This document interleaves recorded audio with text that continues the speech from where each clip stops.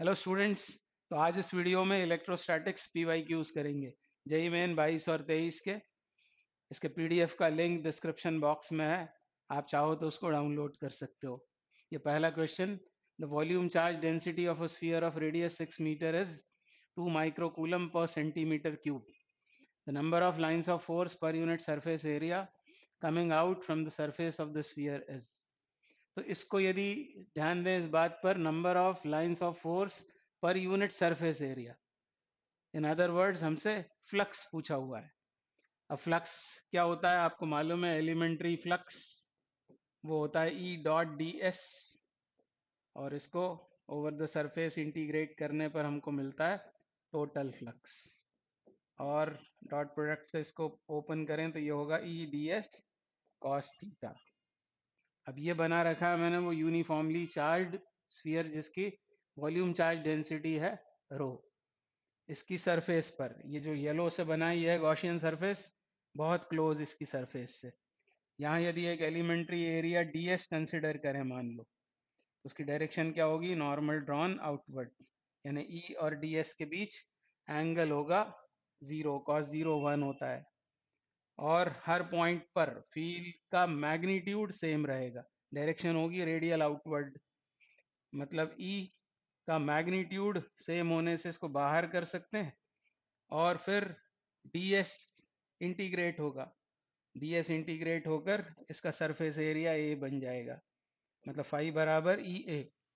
और unit area की बात हुई है, यानी हमको इन अदर वर्ड्स ई फाइंड करना है, electric field at the surface. और सरफेस पर फील्ड का फॉर्मूला डायरेक्ट आपको मालूम होगा यूनिफॉर्मली चार्ज स्फीयर के लिए, वो होता है रो अपॉन 3 एप्सिलॉन नॉट। तो एग्जाम में इतना नहीं सोचना है, ये तो आप मेंटली यहाँ तक पहुँच जाएंगे और डायरेक्ट ये फॉर्मूला लगाकर बस वैल्यू सब्सटीट्यूट कर देना है। अब रो कितना दिया है, 2 माइक्रो कूलम, क्योंकि आंसर चाहिए हमको न्यूटन पर कूलम में, इसको कूलम में कन्वर्ट किया। फिर सेंटीमीटर क्यूब का बना देंगे मीटर क्यूब, सेंटीमीटर क्यूब नीचे आएगा तो मीटर क्यूब यानी -6, ऑलरेडी यहाँ 3 आ रहा है। और एप्सिलॉन नॉट की वैल्यू क्वेश्चन में दी हुई है 8.85 इंटू 10⁻⁻12। तो बस इसको ऊपर ले जाएंगे तो ये 6 तो कैंसिल आउट हो रहा है, इसको ऊपर ले जाकर दो जीरोज इस दो को दे देते हैं, 2/3 इंटू 8.85, और यहाँ आने लगेगा 10⁻10। बस अब इसको डिवाइड करने से आपको आंसर मिल जाएगा। मैं इसका आंसर आपको बता देता हूँ, इसका आंसर है 45। 45 और 10 की पावर्स तो यहाँ बोली हुई है, कितनी है, 10⁻10 न्यूटन पर कूलम। तो ये इस क्वेश्चन का आंसर है। अगला क्वेश्चन क्या बोल रहे हैं, the two uniformly charge spherical conductors A and B of radii 5 mm and 10 mm are separated by distance of 2 centimetre. तो जो पहला स्टेटमेंट है इससे हमको ये समझना है कि वो जो दो स्फीयर्स हैं, जो दो स्फीयर्स हमको दिए हुए हैं, उनके रेडियाई के सामने उनके बीच की सेपरेशन बहुत ज़्यादा है, मतलब ये दोनों हैं फार अपार्ट। फार अपार्ट होने से क्या होता है, इंडक्शन से चार्जेस का रीडिस्ट्रीब्यूशन नहीं होगा। ऐसे हैं वो दो दो यूनिफॉर्मली चार्ज स्फेरिकल कंडक्टर्स, ए और बी, ये ए और ये बी, और ये फार अपार्ट हैं। इसकी रेडियस दे रखी है हमको आर ए, मान लेते हैं उसे, इसको आर बी, ये इनके रेडियाई हो गए। आगे बोल रहे हैं, if the spheres are connected by conducting wire then in equilibrium condition the ratio of magnitudes of electric fields at the surface of the sphere A and B will be। बार बार पूछा जाने वाला question है, बार बार पूछा जाता है, इसको अच्छे से समझ लें। तो कंडक्टिंग वायर से जोड़ दिया, मान लेते हैं पहले कि इसके ऊपर चार्ज है क्यू ए और इस पर क्यू बी। अब कंडक्टिंग वायर से जोड़ने पर होगा क्या, इनके पोटेंशियल सेम हो जाएंगे, चार्जेस का रीडिस्ट्रीब्यूशन होगा, इक्विलिब्रियम में दोनों का पोटेंशियल सेम होगा। और सरफेस पर पोटेंशियल का क्या फॉर्मूला है, वो है के क्यू अपॉन आर। अब ये के वो डाइलेक्ट्रिक कांस्टेंट वाला नहीं है, तो प्रोपोर्शनैलिटी कांस्टेंट के लिए लिख रखा है। तो वी के क्यू बाय आर। और फील्ड क्या होती है सरफेस पर? सरफेस पर फील्ड होती है के क्यू अपॉन आर स्क्वायर। तो पहले तो पोटेंशियल्स बराबर कर लेते हैं, तो क्या होगा? पोटेंशियल्स यदि बराबर करेंगे तो के तो कैंसिल आउट हो जाएगा, यहाँ आएगा Q A upon R A, और यहाँ Q B upon R B, ऐसा होगा। अब हमको चाहिए फील्ड्स का रेशो, मतलब E A upon E B. तो चार्ज से डायरेक्ट प्रोपोर्शन में है, इसलिए Q A upon Q B, और रेडियस से इन्वर्सली प्रोपोर्शनल, यानी R B square upon R A square. अब क्योंकि रेडियस तो हमको दिए थे, चार्जेस गिवन नहीं थे, तो यहाँ से निकाल लेते हैं Q A upon Q B, वो होगा R A upon R B. तो एक आर बी एक आर ए कैंसिल होकर ऊपर आएगा आर बी और नीचे आएगा आर ए। और आर बी मतलब रेडियस बी का कितना है? वो है 10 मिलीमीटर, और ए का है 5। 10/5 यानी आंसर हो जाएगा 2:1। तो आराम से इसको करना चाहिए, जल्दबाजी करेंगे तो आंसर गलत हो सकता है। तो इसका आंसर है बी। अगला question, 3 point charges of magnitude 5 microcoulomb, 0.16 and 0.3 microcoulomb are located at the vertices ABC of a right angled triangle whose sides are AB 3 centimeter, BC 3 root 2, CA 3 centimeter, and point A is the right angle corner। तो पहले right triangle बना लेते हैं। एक आसान सा question है, पर आराम से इसको आपको करना पड़ेगा, तो ही फिर आप इसको करेक्टली सॉल्व कर पाएंगे। यदि आप आराम से करेंगे तो ऐसा वो राइट ट्रायंगल है, और ऐसा बोला है कि ए पर वो राइट एंगल्ड है, मतलब ये हो गया ए, इसको मान लेते हैं बी, ये सी। तो इसके तीनों वर्टाइसेस पर 3 चार्जेस रखे हुए हैं। अब ए बी कितना है? ए बी है 3 सेंटीमीटर, तो ए सी है 3 सेंटीमीटर, ये लिखा हुआ है सी ए, तो ये हो जाएगा 3√2 सेंटीमीटर। ये इसकी साइड्स हो गई, ये 90 डिग्री। अब चार्जेस कौन कौन से रखे हुए हैं? तो ए पर रखा हुआ है 5 माइक्रोकूलम का चार्ज, इधर 5 माइक्रोकूलम, ये एक चार्ज। फिर बी पर रखा हुआ है 0.16, यहाँ रखा हुआ है 0.16 माइक्रोकूलम, और सी पर लोकेटेड है 0.3। तो ये 3 पॉइंट चार्जेस रखे हुए हैं। अब हमसे पूछा क्या है? क्या पूछा है? Charge at point A experiences dash newton of electrostatic force due to other 2 charges. अब इसका इस पर क्या आएगा? रिपल्शन। ए पर चाहिए नेट फोर्स, तो इसका इस पर आएगा रिपल्शन। क्यों? क्योंकि दोनों पॉजिटिव हैं, तो रिपल्शन आएगा। तो इसका इस पर रिपल्शन ऐसा होगा, ये मान लेंगे एफ ए। और इसका भी इस पर आएगा रिपल्शन, पहले इसको सही करें। और इसका इस पर रिपल्शन आएगा, वो ऐसा हो जाएगा। ये होंगे दो रिपल्शन के फोर्सेस, और इनका ही हमको चाहिए है वेक्टर एडिशन। ये मान लेते हैं F1, और इसको मान लेते हैं F2। तो ये दोनों भी 90 पर होंगे। अब F1 का मैग्नीट्यूड कितना होगा? F1 का सिर्फ मैं लिख रहा हूँ मैग्नीट्यूड, 9 इंटू 10⁹ फिर चार्जेस का प्रोडक्ट, यानी 5 इंटू 0.16, दोनों माइक्रोकूलम में है तो कूलम में कन्वर्ट कर लिया, और सेपरेशन है 3 सेंटीमीटर, तो 9 इंटू 10⁻⁻4 हो गया वो। अब इसको ऊपर ले जाएं 4 को, तो ये कितना होगा? -8। तो ये 10 बचेगा 10 की पावर से। ये कितना होगा? ये 0.8 हो जाएगा, इंटू 10 मतलब 8, और ये 9 9 कैंसिल आउट हो गया, यानी F1 का मैग्नीट्यूड आ गया 8 न्यूटन। इसी तरह अब F2 फाइंड करेंगे। F2 कितना होगा? 9 इंटू 10⁹ चार्जेस का प्रोडक्ट, तो ये कितना होगा? 1.5। 1.5 इंटू 10⁻⁻12, और सेपरेशन फिर से 3 सेंटीमीटर है, मतलब 9 इंटू 10⁻⁻4। तो 9 तो कैंसिल आउट हो रहा है, क्या बचेगा? इसको ऊपर ले जाएं तो 10 बचा था, तो इधर भी 10 ही बचेगा। F2 होगा 15 न्यूटन। और हमको चाहिए इन दोनों फोर्सेस का रिजल्टेंट। ये आपस में 90 डिग्री पर इंक्लाइंड है, तो रिजल्टेंट कितना होगा? तो आपको ये प्रॉपर्टी रटी होगी। रिजल्टेंट हो जाएगा, resultant force under root F1 square plus F2 square. तो F1 स्क्वायर मतलब 64 और F2 स्क्वायर मतलब 225। तो ये टोटल में हुआ अंडर रूट 289, तो ये आ गया 17 न्यूटन के बराबर। ये रिजल्टेंट फोर्स है। Answer is 17। अगला क्वेश्चन करते हैं। क्या बोला है? Two identical positive charges Q each are fixed at a distance 2a apart from each other. दो चार्जेस हैं जो कितनी दूरी पर रखे हुए हैं? 2a की डिस्टेंस पर रखे हुए हैं। मान लेते हैं ये वो दो चार्जेस हैं। उसमें से पहला कितना है? दोनों ही Q हैं, तो ये Q कैपिटल Q और ये भी कैपिटल Q। ये दो चार्जेस हो गए और इनके बीच की सेपरेशन कितनी है? 2a। Another point charge Q not of mass small m placed at mid point. इनके मिड पॉइंट पर यहाँ रखा हुआ है एक और चार्ज, तीसरा चार्ज रखा हुआ है, वो है स्मॉल क्यू नॉट और इसका मास कितना है? इसका मास है m। ऐसा इसको रखा हुआ है।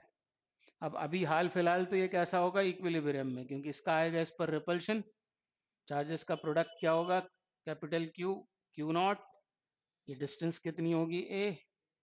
और इधर से भी चार्जेस का प्रोडक्ट डिस्टेंस सेम है, तो इसके ऊपर दो फोर्सेस आएंगे एंटी पैरेलल, इक्वल मैग्नीट्यूड्स के, तो नेट फोर्स जीरो होने से अभी इक्विलिब्रियम में होगा। ये सवाल बार बार पूछा जाता है एग्जाम में, तो इसके अच्छे से प्रैक्टिस करके रखें या कम से कम आंसर रट के रखें। For a small displacement along the line joining the fixed charges, the charge Q naught executes SHM. The time period of oscillation of charge Q naught will be. अभी तो ये इक्विलिब्रियम में था और इसको एक स्मॉल डिस्प्लेसमेंट दिया, right में दें या लेफ्ट में दें कोई फर्क नहीं पड़ता। मान लेते हैं कि इसको हमने राइट में डिस्प्लेस किया। अभी उसकी मैं डिस्प्लेस पोजीशन में दिखा रहा हूँ उसको, चार्ज को। मान लो अब ये यहाँ आ गया, तो क्या होगा? इस वाले चार्ज से उसकी डिस्टेंस बढ़ जाएगी और इसलिए इसका रिपल्शन हो जाएगा कम। इसका रिपल्शन मान लेते हैं F1, वो कम हो जाएगा मैग्नीट्यूड में, और इसका रिपल्शन क्योंकि इसके पास आ गया है, इसका रिपल्शन बढ़ जाएगा। उसको इधर दिखा देते हैं F2। तो इसके ऊपर एक नेट फोर्स आने लगेगा, और वो नेट फोर्स कैसा होगा? डिस्प्लेसमेंट हमने इधर किया था उसका, कितने से? मान लो x से डिस्प्लेस किया उसे, तो फोर्स, नेट फोर्स इधर आएगा, मतलब ये रिस्टोरिंग फोर्स होगा जो नेट फोर्स है। तो SHM होने की पॉसिबिलिटी बढ़ गई है।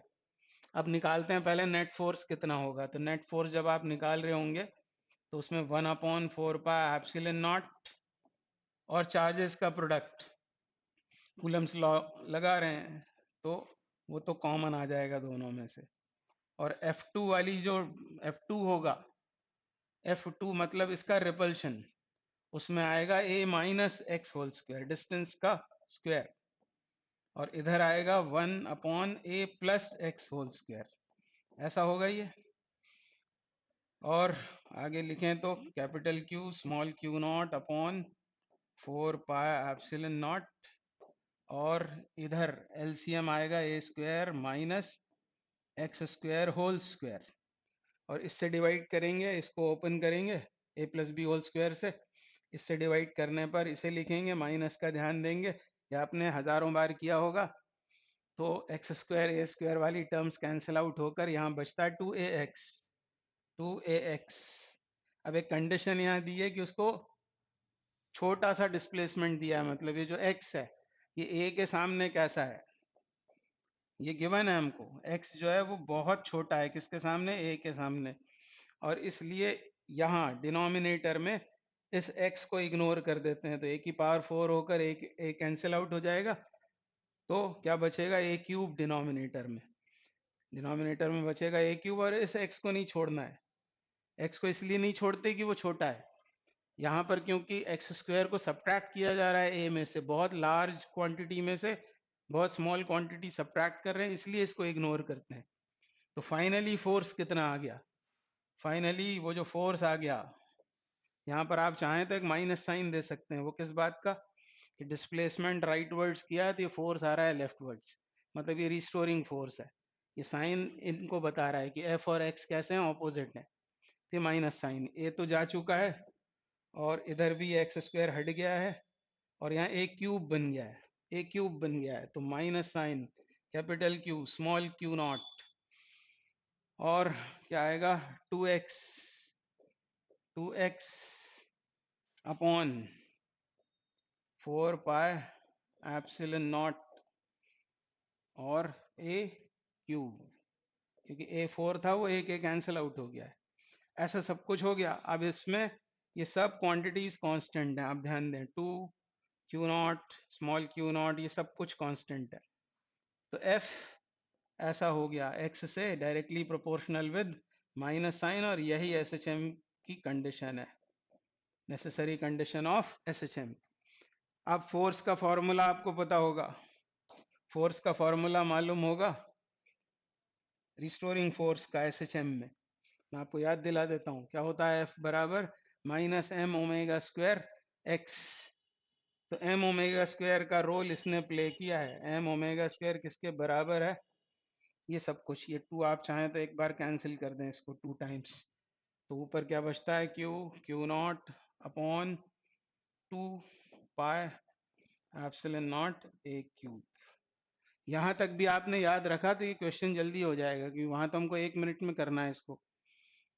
तो ये सब सोचते हुए करेंगे तो बहुत आधा घंटा लग जाएगा, इतना समय हमारे पास वहाँ नहीं होगा। तो इसको अच्छे से प्रैक्टिस करके रखें तो आंसर तक आप पहुंच जाओगे। अब क्या करें, अब क्या करें, यहाँ पर ओमेगा निकाल लेंगे, एम को नीचे ले गए, capital Q small Q not upon 2 pi epsilon not a cube और इसका रूट। तो ये मिल गया हमको ओमेगा, मतलब रेडियन पर सेकंड में, कभी कभी यही पूछ लेते हैं ओमेगा। तो ओमेगा आ गया। आप टाइम पीरियड चाहिए तो टाइम पीरियड होता है 2 पाई बाय ओमेगा, और 2 पाई बाय ओमेगा की इक्वेशन में ये सब ऊपर चला जाएगा, 2 पाई, क्योंकि ये होता है 2 पाई बाय ओमेगा, तो 2 pi epsilon not a cubed upon capital Q small Q not, ऐसा सब कुछ हुआ। और अब क्या करें, अब इन्होंने यहाँ पर इसको भी अंदर डाल दिया स्क्वायर रूट के, 4 पाई स्क्वायर बन के जाएगा वो अंदर, तो 4 पाई स्क्वायर होने से ये हो जाएगा 8, और ये पाई क्यूब, और क्या, यहाँ मैं भूल गया हूँ, एम को भी यहाँ लिखना चाहिए था मुझे डिनोमिनेटर में, यहाँ एम आएगा तो यहाँ एम आएगा, तो यहाँ भी एम आएगा, तो 8 pi cube epsilon naught M A cube upon capital Q Q naught. तो ये इस क्वेश्चन का आंसर होगा, ये होगा time period in second, time period in second, यानी 8 pi cube epsilon naught M A cube upon Q naught capital Q, मतलब ये ऑप्शन डी करेक्ट हो गया। अगला क्वेश्चन करेंगे। A long cylindrical volume contains a uniformly distributed charge of density rho coulomb per meter cube. The electric field inside the cylindrical volume at a distance x equals to 2 epsilon naught upon rho from its axis is. तो क्या बोला हुआ है हमसे, electric field inside the cylindrical volume at a distance x is this, distance x पर electric field हमको पता करनी है। तो है क्या सिचुएशन, एक सिलेंडर है, सिलेंड्रिकल वॉल्यूम, और उसमें यूनिफॉर्मली चार्ज डिस्ट्रीब्यूटेड है, चार्ज डेंसिटी दे रखी है रो कूलम पर मीटर क्यूब, और डिस्टेंस x दिया हुआ है, यहाँ पर हमको फील्ड मालूम करनी है। तो गॉस लॉ का एप्लीकेशन है, क्या करना पड़ेगा, गॉस लॉ लगाएंगे। गॉस लॉ लगाने के लिए ये है वो ऑब्जर्वेशन पॉइंट जहाँ फील्ड चाहिए है, तो इससे पास होने वाली एक गॉसियन सरफेस ड्रॉ करेंगे, इस तरह की ये पॉइंट P उसकी सरफेस पर आ जाए, और ये चार्ज डिस्ट्रीब्यूशन के सिमेट्रिक होना चाहिए, मतलब सिलेंडर ही हमको यहाँ ड्रॉ करना पड़ेगा, जो मैंने येलो से बनाया है। तो इसकी रेडियस तो हो जाएगी x, और इसकी लेंथ सपोज कर लेते हैं कि y है, तो y लेंथ और x रेडियस का हमने एक सिलेंडर बना लिया, यही है गॉसियन सरफेस। अब गॉसियन सरफेस पर फील्ड तो ये होगी, क्योंकि फील्ड की डायरेक्शन होती है यूनिक, और कुछ नहीं हो सकती, ये होगी फील्ड की डायरेक्शन। अब इसका निकालते हैं हम फ्लक्स। फ्लक्स निकालते हैं और उसको Q अपॉन एप्सिलन नॉट से इक्वेट कर देंगे, इसके अंदर प्रेजेंट चार्ज का 1 अपॉन एप्सिलन नॉट, मतलब मैं लगा रहा हूँ गॉस थ्योरम। तो गॉस थ्योरम से मालूम है आपको, ये है गॉस थ्योरम। तो मुझे लिखना है इसका फ्लक्स। तो गॉसियन सरफेस पर ये मैंने लिया ds, एक एलिमेंट्री एरिया ds, ई ds होगा एलिमेंट्री फ्लक्स, और फिर ई तो बाहर आ जाएगा, क्योंकि इसके जो कर्व सरफेस है उसके हर पॉइंट पर फील्ड की डायरेक्शन रेडियल होगी, नॉर्मल आउटवर्ड। तो वो ई तो बाहर आ जाएगा, मैग्नीट्यूड सब जगह बराबर होगा, और कर्व सरफेस एरिया, और 2 पाई एक्स वाई, 2 पाई आर एच के फॉर्मूले से, ये हो गया कर्व सरफेस उस सिलेंडर का, ये हो गया फ्लक्स। और ये बराबर है किसके, अब इसके अंदर कितना चार्ज प्रेजेंट है, जो छोटा सिलेंडर है, तो इसका वॉल्यूम कितना है इस छोटे सिलेंडर का, इसका वॉल्यूम होगा पाई आर स्क्वायर मतलब X square, pi R square H का फॉर्मूला मैं लगा रहा हूँ, और इनटू क्या करना पड़ेगा, रो। ये होगा टोटल चार्ज जिसके अंदर प्रेजेंट है, pi x square y rho upon epsilon naught. और इसकी सॉल्विंग के बाद ई निकल कर आएगा, ये पाई कैंसिल आउट, एक एक्स भी कैंसिल और वाई भी कैंसिल, तो ये आ गया हमारे पास में ई का फॉर्मूला, कितना आ गया, x rho upon 2 epsilon naught. और एक्स हमको दिया हुआ है और फील्ड पूछी है, एक्स ये दिया हुआ है, तो इसको आगे सॉल्व करें तो रो अपॉन 2 एप्सिलन नॉट, और ये एक्स की वैल्यू डाल देते हैं 2 एप्सिलन नॉट अपॉन क्या बोला है, रो। ये तो कैंसिल आउट होकर क्या आ गया आंसर हमारा 1। तो 1 इसका आंसर है, 1 वोल्ट पर मीटर, क्योंकि हम फील्ड निकाल रहे हैं एसआई यूनिट्स में, तो गॉस लॉ का एप्लीकेशन था ये। अगला क्वेश्चन करते हैं। A charge of 4 microcoulomb is to be divided into two. The distance between the two divided charges is constant. The magnitude of the divided charges so that the force between them is maximum will be. तो charge दिया हुआ है क्यों, ये कई कई बार आया हुआ क्वेश्चन है, इसका तो आंसर ही याद होगा आपको, ये है 2 माइक्रोकूलम पर कैसे। मान लो वो चार्ज है कैपिटल क्यू, एक डिवीजन है स्मॉल क्यू और दूसरा डिवीजन हो जाएगा capital Q minus small Q, तो फोर्स कितना होगा कूलम्स लॉ से, फोर्स हो जाएगा के प्रोडक्ट ऑफ चार्जेस इनटू इनके बीच की डिस्टेंस का स्क्वायर। अब वेरिएबल्स कौन से हैं इसमें, वेरिएबल सिर्फ ये है स्मॉल क्यू, ये दोनों तो कांस्टेंट है। और फोर्स के मैक्सिमम होने के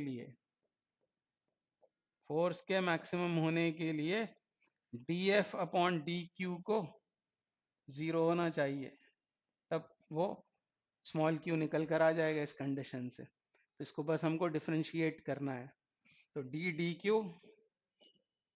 क्यू ऑफ दिस, तो के अपॉन डी स्क्वायर कॉन्स्टेंट है, बाहर आ जाएंगे, ये मैंने गलत लिख दिया है, क्यू आएगा सिर्फ, के अपॉन डी स्क्वायर बाहर कर देंगे, और 0 से इक्वेट कर रहे हैं तो वो ट्रांसपोज होकर 0 हो गया, बच गया सिर्फ ये capital Q small Q into Q square equals to 0। और इसको डिफ्रेंशिएट करें पहले, तो क्यू बाहर, डी क्यू 1, और इसमें ये 2 स्मॉल क्यू बन गया, तो फिर स्मॉल क्यू हमें चाहिए था, एक पार्ट निकल आया क्यू बाय 2, और एक पार्ट यदि क्यू बाई 2 है, ये यदि क्यू बाई 2 है तो ये कितना होगा, ये भी क्यू बाई 2 हो जाएगा। मतलब उस चार्ज को ऐसे दो इक्वल पार्ट्स में डिवाइड करना पड़ेगा, तब फोर्स मैक्सिमम होगा। 2 माइक्रोकूलम इसका आंसर है। और बिल्कुल इसका एक भाई है, वो ग्रेविटेशन में होता है, ग्रेविटेशन में ये पूछ लेंगे आपसे कि एक मास m गिवन है, इसके ऐसे कौन से दो डिविजन्स करें कि इनके बीच फोर्स मैक्सिमम हो जाए, तो Newton's universal law of gravitation लगाओगे, ये आ जाएगा ऐसा आंसर m/2 m/2। इसको तो आपको एग्जाम में करना भी नहीं है, देखते ही से आपको टिक करना है 10 सेकंड में और बचा हुआ समय दूसरे क्वेश्चन में इन्वेस्ट करना है। तो अगला question, uniform electric field E is equals to 8m upon E volt per meter is created between two parallel plates of length 1 meter as shown in figure, where m is mass of electron, E is charge of electron. An electron enters the field symmetrically between the plates with a speed of 2 meter per second. The angle of deviation theta of the path of the electron as it comes out of the field will be. तो motion of charge particle in electric field का question है और इसमें motion in 2 dimension के concept लगेंगे जैसे कि projectile motion में लगते हैं। ये हैं वो दो प्लेट्स 1 मीटर लॉन्ग, ऊपर वाली प्लेट पॉजिटिवली चार्ज, नीचे वाली नेगेटिवली चार्ज, और ये होगी फील्ड की डायरेक्शन डाउनवर्ड्स।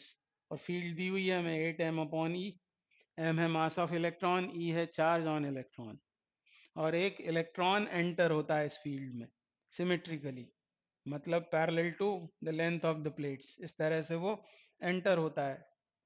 और जब वो एंटर होगा तो होगा क्या, इस डायरेक्शन में कोई फोर्स नहीं तो कोई एक्सेलरेशन नहीं, उसकी मोशन होगी यूनिफॉर्म अलोंग द प्लेट्स। पर इलेक्ट्रॉन पर फील्ड की वजह से फोर्स कहाँ आएगा, फोर्स आएगा ऑपोजिट टू फील्ड। मैग्नीट्यूड कितना, ई इंटू ई, और मास से डिवाइड कर दें तो एक्सेलरेशन मिल जाएगा। तो इधर उसकी होगी एक्सेलरेटेड मोशन और इसलिए वो बेंड हो जाएगा। हमको बताना है कि जब ये बाहर निकलता है तो डिविएशन कितना आया, मतलब ये थीटा हमसे पूछा हुआ है। तो हम करेंगे क्या, हम निकालेंगे फाइनल वेलोसिटीज। जब ये प्लेट से बाहर निकलता है इलेक्ट्रॉन, इधर वाली वेलोसिटी इसको x मान लेते हैं और इसको y मान लेते हैं, तो इधर वाली वेलोसिटी इधर वाली वेलोसिटी ये निकाल कर टेंजेंट ले लेंगे। tan थीटा बराबर होगा V Y upon V X, और tan की टर्म्स में आंसर है।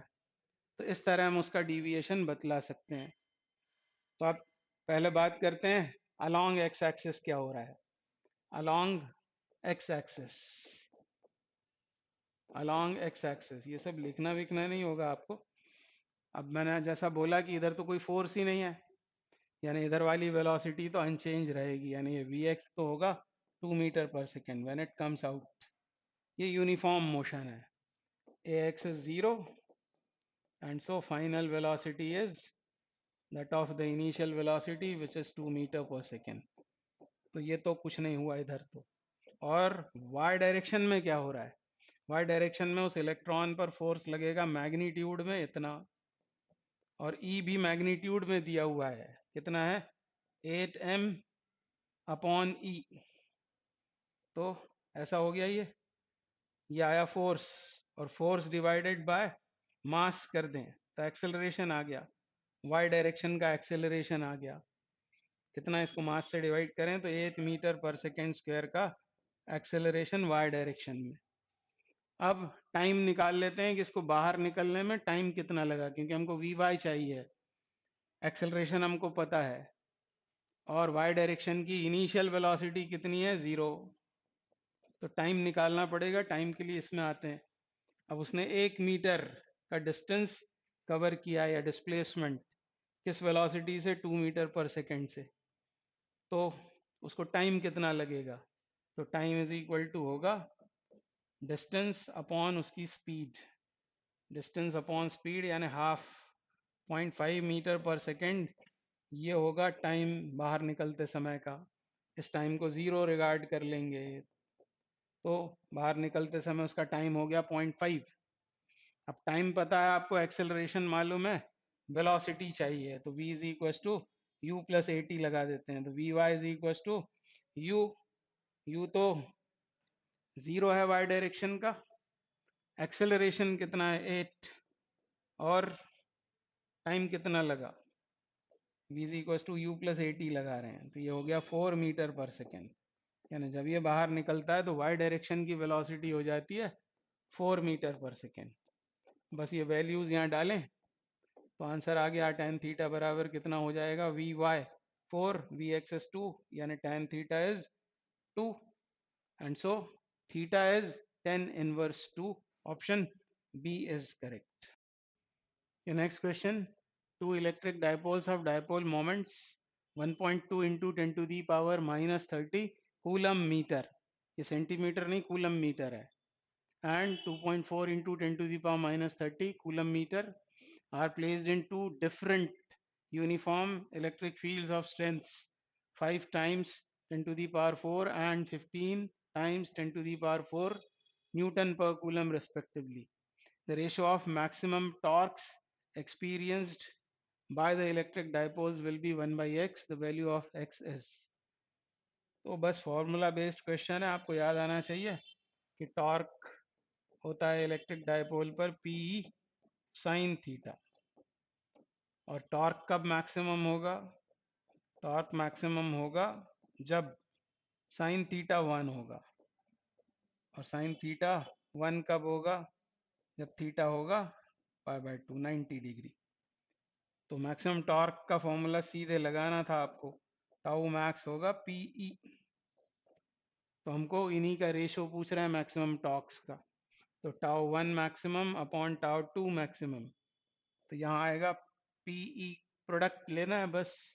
तो पहले ये लिख लेते हैं, पी पहले का एसआई यूनिट्स में ही है, और पहली वाली field 5 into 10 to the power कितना है 4, और दूसरे डायपोल का dipole moment 2.4 into 10 to the power minus 30, और इलेक्ट्रिक फील्ड्स 15, इलेक्ट्रिक फील्ड्स दिए ये, तो 15 इंटू 10 टू दी पावर 4।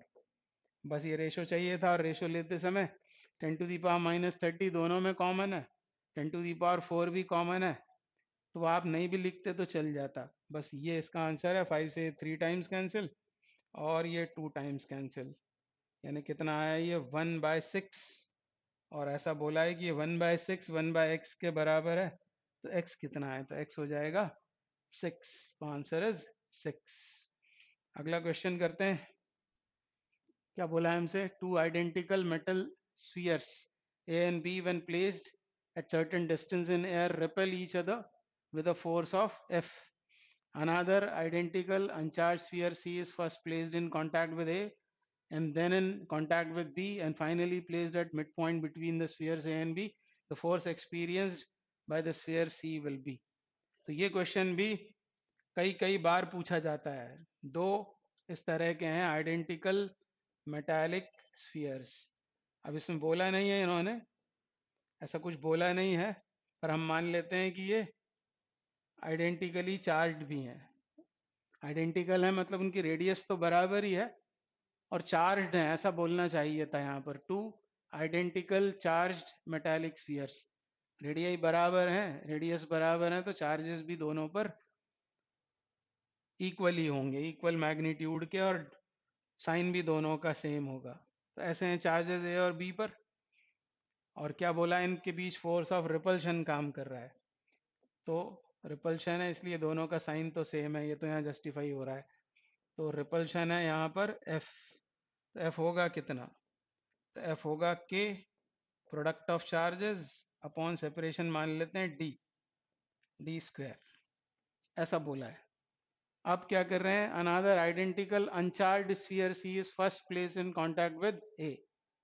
इसमें क्या होता है, ये है चार्ज्ड और एक अनचार्ज सेम साइज का लाकर यदि इसके साथ कांटेक्ट में रखेंगे तो शेयरिंग होती है चार्ज की, साइज सेम है, कैपेसिटी सेम होगी, तो पोटेंशियल भी दोनों का सेम हो जाएगा, चार्जेस भी सेम हो जाएंगे, यानी चार्जेस इक्वली शेयर हो जाएंगे इन other words.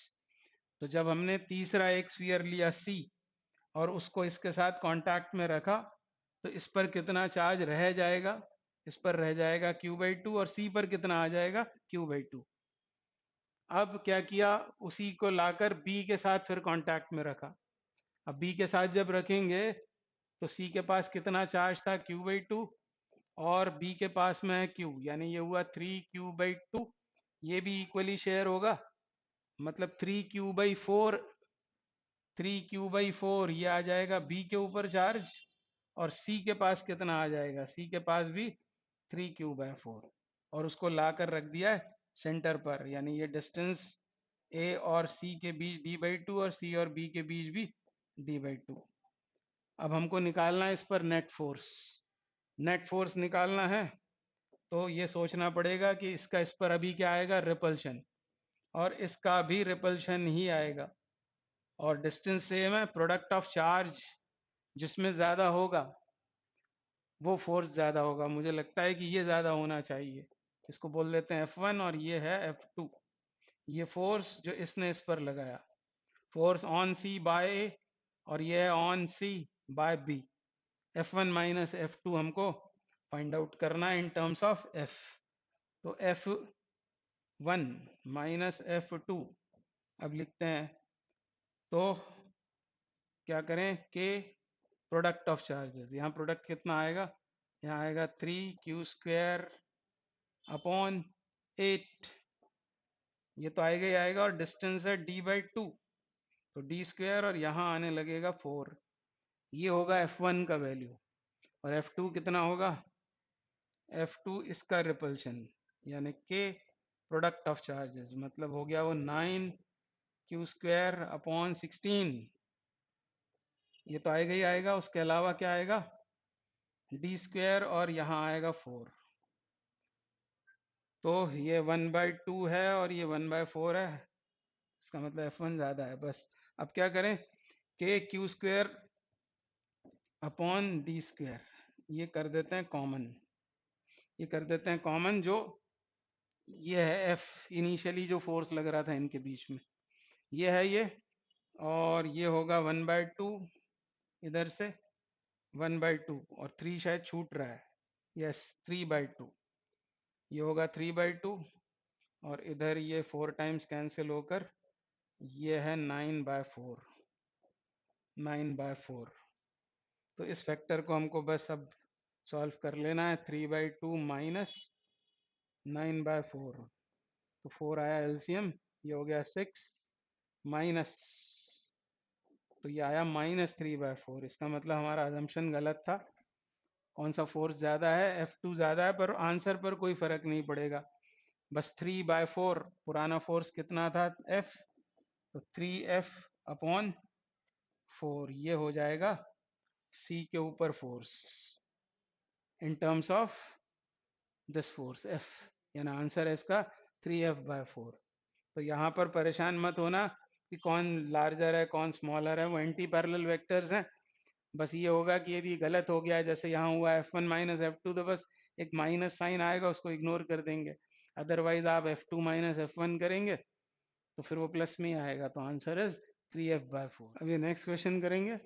A spherically symmetric charge distribution is considered with charge density varying as rho r is equals to rho naught 3/4 minus small r upon capital R for small r less than or equal to capital R। तो ये volume में distributed है इसके charge, ऐसा एक ये charge distribution है, मतलब एक स्फीयर के वॉल्यूम में चार्ज डिस्ट्रीब्यूटेड है। ये दे रखी है वॉल्यूम चार्ज डेंसिटी, और ये डेंसिटी किसके लिए वैलिड है, जब तक स्मॉल आर मतलब डिस्टेंस फ्रॉम सेंटर, ये कैसा है, लेस देन और इक्वल टू कैपिटल आर, मतलब इसके अंदर, and zero for small R greater than capital R, बाहर फील्ड जीरो है। फिर हमसे पूछा क्या है, the electric field at point P will be. तो गॉस लॉ का एप्लीकेशन है, हमको P पर फील्ड निकालनी है। P पर फील्ड निकालने के लिए हमको एक गॉसियन सरफेस ड्रॉ करना पड़ेगी जो P से पास हो और चार्ज डिस्ट्रीब्यूशन से सिमेट्रिक हो, मतलब ऐसी एक गॉसियन सरफेस जो एक स्फीयर होगा स्मॉल r रेडियस का। अब गॉस लॉ आप जानते हैं, फाई बराबर होता है क्या, Q अपॉन एप्सिलॉन नॉट। अब इसका फ्लक्स निकालते हैं पहले। फ्लक्स निकालने के लिए फील्ड की डायरेक्शन तो ये होगी, और एक एलिमेंट्री एरिया कंसिडर करेंगे यहाँ ds, ds का भी यही डायरेक्शन होगा।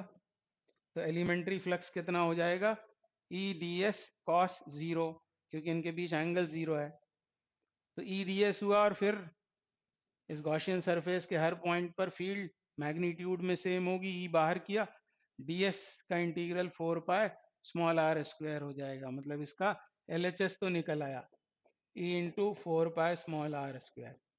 अब इस गॉसियन सरफेस के अंदर प्रेजेंट चार्ज हमको फाइंड करना पड़ेगा, मतलब अब Q फाइंड करना है, इसके अंदर कितना चार्ज प्रेजेंट है। तो क्या करेंगे उसके लिए, उसके लिए हम एक थिन शेल कंसिडर करते हैं। इसकी थिकनेस है डी आर और रेडियस तो आर है ही, तो ऐसे शेल का वॉल्यूम कितना होगा 4 pi small are square times D R, ये होगा उसका वॉल्यूम। और ये वॉल्यूम चार्ज डेंसिटी दे रखी है, इसका इसमें यदि मल्टीप्लाई कर दें तो मिल जाएगा हमको डी क्यू, मतलब इस शेल में प्रेजेंट चार्ज। इसके मल्टीप्लिकेशन के बाद rho naught times 3/4 minus small r upon capital R, ये हो जाएगा। और हमको तो चाहिए टोटल चार्ज, और फिर उसको यहाँ सब्सटीट्यूट करना पड़ेगा। टोटल चार्ज मतलब इस पूरे स्फीयर में गॉसियन जो सरफेस है हमारी, इसके अंदर कितना चार्ज प्रेजेंट है, तो इसे हमें इंटीग्रेट करना पड़ेगा। और किन लिमिट्स के बीच, फ्रॉम 0 टू स्मॉल आर, इसको इंटीग्रेट करना पड़ेगा। 4 pi small are square rho naught into 3/4 minus small r upon capital R, 3/4 small r upon capital R into d r. इसको इंटीग्रेट करने पर ये आएगा हमारे पास टोटल चार्ज, इसको मैं क्यू कर देता हूँ। ये चार्ज फाइंड आउट करने के लिए इस इंटीग्रल को सॉल्व करना पड़ेगा। तो 4 पाई रो नॉट, ये तो कांस्टेंट है, बाहर आ गया, अंदर इसका मल्टीप्लाई अंदर कर देते हैं, किसका, आर स्क्वायर का। तो क्या बन जाएगा ये 3r² 3r² minus r cube upon capital R d r, और लिमिट्स हैं 0 टू स्मॉल आर। तो सॉल्व करें तो 4 पाई रो नॉट, पहले इसको करेंगे इंटीग्रेट, तो क्या आएगा 3/4 कांस्टेंट बाहर, ये बनेगा r³ और लिमिट्स डालने पर r³ अपॉन 3 हो गया ये। और इसमें इसे करें तो 1/r तो बाहर आ जाएगा, कांस्टेंट है इसलिए, और ये बनेगा r4/4। ये होगा टोटल चार्ज, और इसी को हमें एप्सिलॉन नॉट से क्या कर देना है, डिवाइड और इक्वेट करना है फिर ई के साथ में। तो ये सब कुछ मैं हटाता हूँ यहाँ से, और यहाँ सॉल्व कर लेते हैं आगे, इसको आगे सॉल्व कर लेते हैं। तो क्या करें, ई हमें चाहिए है क्यू अपॉन एप्सिलॉन नॉट, इसमें 3 कैंसिल आउट हो रहा है, और क्या बच रहा है हमारे पास में, इस तरह का आंसर है ये 4 पाई रो नॉट, ये इनटू ये सब कुछ, और ये इसको इधर ट्रांसपोज कर देते हैं, किसको, 4 पाई, ये लिया हमने, इसको ट्रांसपोज कर देते हैं 4 पाई स्मॉल आर स्क्वायर को, 4 पाई स्मॉल आर स्क्वायर, और एप्सिलॉन नॉट भी, और फिर मैं क्यू की वैल्यू रख रहा हूँ यहाँ से। तो थोड़ा है कैलकुलेशन, पर हो जाएगा r³ minus r4/4 capital R. और अब इसको थोड़ा सा सॉल्व वॉल्व कर लेते हैं, तो ये कैंसिल आउट, और फिर क्या बचता है, कुछ 3 बच रहा है क्या, इसमें से कॉमन कर लेते हैं। क्या कॉमन कर लेते हैं, r³ कॉमन कर लेते हैं, r³ कॉमन कर लेते हैं। यहाँ बच रहा है रो नॉट एप्सिलॉन नॉट r², और कॉमन क्या किया, r³/4, अंदर बचता है 1 माइनस r³/4, मतलब यहाँ बचा 1 अपॉन कैपिटल आर तो है ही, और साथ में स्मॉल आर भी, और ये r² से एक r यहाँ बचेगा, यानी rho r upon 4 epsilon naught, rho r upon 4 epsilon naught into 1 minus small r upon capital R, मतलब ये इसका आंसर हो जाएगा। आप तो मैथ्स वाले बच्चे हैं, तो फटाफट हो जाएगा आपसे ये सब कुछ। अगला क्वेश्चन क्या बोल रहे हैं, statement 1, electric potential is constant with in and at the surface of each conductor, ये बिल्कुल सही बात लिखी हुई है। जैसे स्फेरिकल कंडक्टर में कंडक्टर है, चार्ज कहाँ प्रेजेंट होता है, सरफेस पर, तो हमको मालूम है यहाँ जो पोटेंशियल होता है वही अंदर भी होता है। दूसरा क्या लिखा है, electric field just outside a charge conductor is perpendicular to the surface of the conductor at every point. ये बात भी सही लिखी है, क्योंकि कोई भी कंडक्टर होता है इक्वी पोटेंशियल, तो फील्ड उसे ऐसी ही होना पड़ेगी, फील्ड का टेंजेंशियल कंपोनेंट नहीं होगा, नहीं तो चार्ज फ्लो हो जाएगा। तो दोनों ही स्टेटमेंट सही है, यानी इसका ये आंसर सही होगा। Both statement 1 and statement 2 are correct.